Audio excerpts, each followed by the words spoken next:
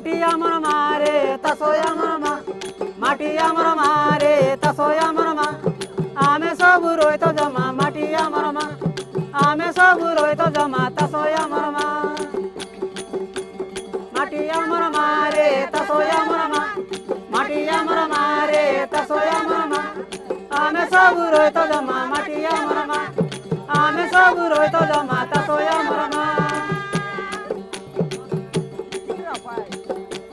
মাটি আমার মারে তাসোয় আমার মা মাটি আমার মারে তাসোয় আমার মা আমি সব রইতো জমা মাটি আমার মা আমি সব রইতো জমা তাসোয় আমার মা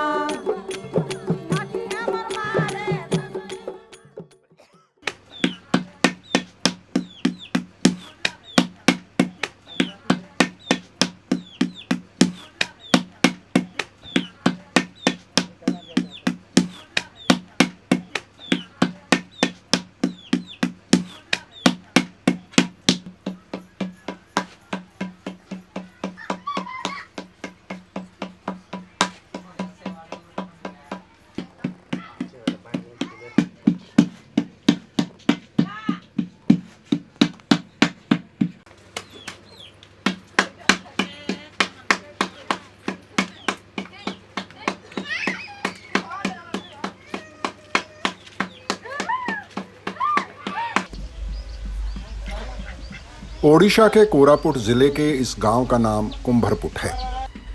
यहाँ के बाशिंदों में बड़ी तादाद कुम्हारों की है। शायद इसलिए गांव का नाम भी कुंभरपुट पड़ गया है। मिट्टी के बर्तन शायद भारत की सबसे कालातीत जीवित शिल्प परंपराओं में से एक है।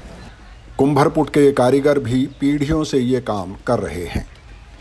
इनकी कारीगरी और हुनर लाजवाब है।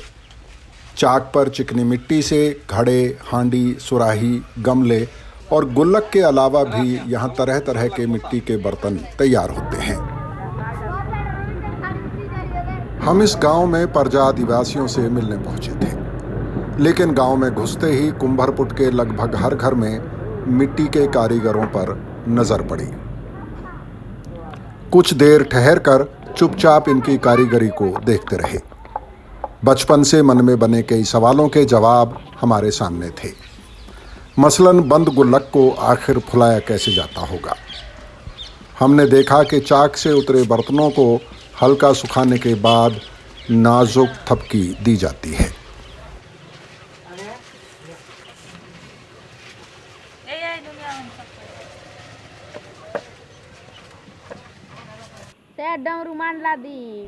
परिवार की औरतें अपने बाएं हाथ की हथेली पर मिट्टी लेती हैं और दाएं हाथ के अंगूठे में पानी लगाकर एक निश्चित दबाव के साथ मिट्टी को अंगूठे से घुमाती हैं।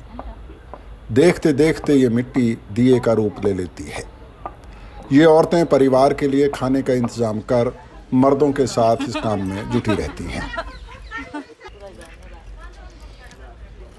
दिए बनाने के अलावा ये औरतें चाक पर तैयार बर्तनों को रंगने के लिए मिट्टी से ही रंग भी तो तैयार करती हैं।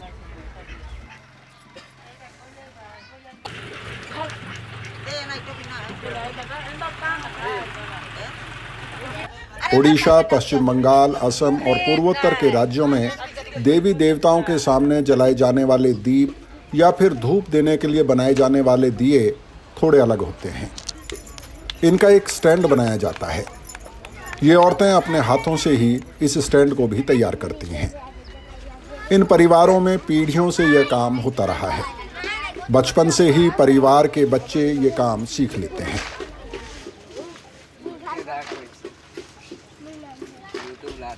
देखते वक्त लगता है कि यह काम कितना सहज है, लेकिन इस काम में अंगूठे, उंगलियों और हथेली का तालमेल बैठाना पड़ता है। तब ये खूबसूरत दीप तैयार होते हैं।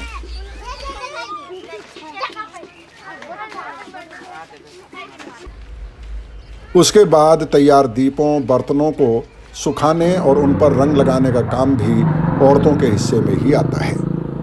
दिन भर आंगन में उन चीज़ों को उलट पुलट कर धूप दिखाई जाती है और शाम को समेटकर एक कोने में रख दिया जाता है। मिट्टी से बने दीप, गुल्लक, गमलों और बर्तनों के सूख जाने के बाद बारी आती है इनको पकाने की। इसके लिए कोई स्थायी भट्टी नहीं होती है। 2-4 दिन में जब ये चीज़ें जमा हो जाती हैं तो फिर इनको आग में पकाया जाता है। यह काम भी एक खास तरह से ही किया जाता है, क्योंकि मिट्टी से बनी चीज़ों को एक खास तापमान पर पकाया जाना ज़रूरी है। ज़्यादा तापमान इन चीज़ों को चटका सकता है और तापमान अगर कम रह जाए तो बर्तन कच्चे पक्के रहने का अंदेशा बना रहता है। इस बात को भी ध्यान रखना पड़ता है कि कहीं धुएं से बर्तन काले न पड़ जाएं। कुंभरपुट की औरतें इस काम में माहिर हैं। वो इन चीज़ों का ढेर लगाकर उसे धान के पुआल से ढक देती हैं। इस पुआल के ऊपर मिट्टी का लेप लगाया जाता है और इस तरह से ये खास भट्टी तैयार हो जाती है।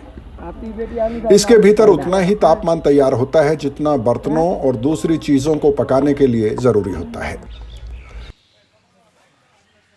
इस भट्टी पर बनाए गए सुराखों से धुआं बाहर आ जाता है और बर्तन करारे होने के साथ साथ उनका रंग भी चटक हो जाता है। हाथ से बनी इन चीज़ों के सामने मशीनों से बना सामान कितना भी चमकदार हो, लेकिन उनमें वो बात नहीं होती। एक शिल्पकार जब अपने हाथ से मिट्टी को आकार देता है, उसे थपकी देता है, उसे रंगता है, तो उस मिट्टी में मानो प्राण पड़ जाते हैं।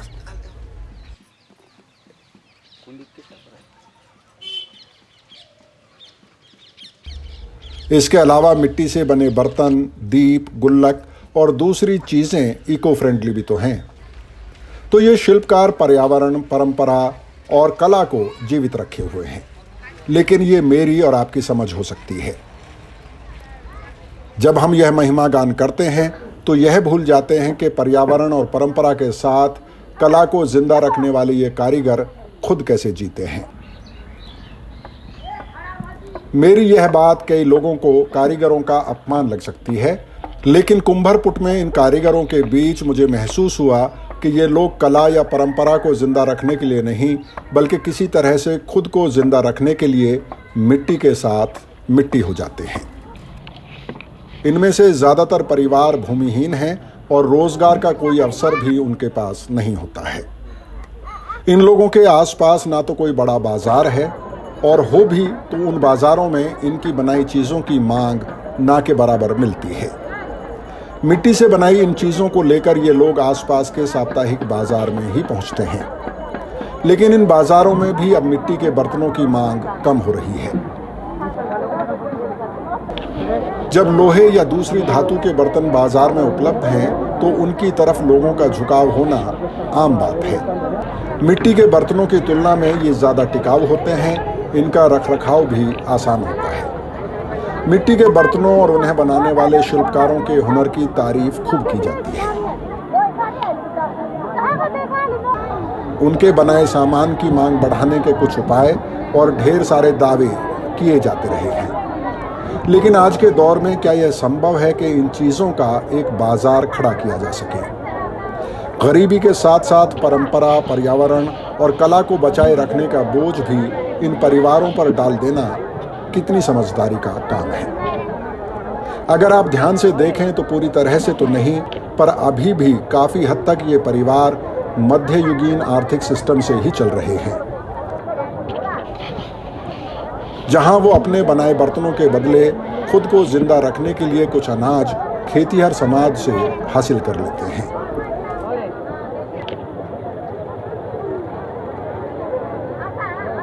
कभी कभी लगता है कि देश की अर्थव्यवस्था के आंकड़ों में इन लोगों को किस खाने में रखा जाता होगा? स्वरोजगार करने वाले, असंगठित क्षेत्र के मजदूर या शिल्पकार? कुंभरपुट से लौटते हुए मेरे मन में यह सवाल आया तो सोचा आपको भी बता दूं। सवाल तो ये भी है कि क्या यह अच्छा नहीं होगा कि कम से कम कुछ परिवारों को उनके पुश्तैनी काम करने की मजबूरी से बाहर निकलने का अवसर दिया जाए? तब शायद इस काम में बचे परिवारों को इस शिल्प से रोजी रोटी भी मिल पाए।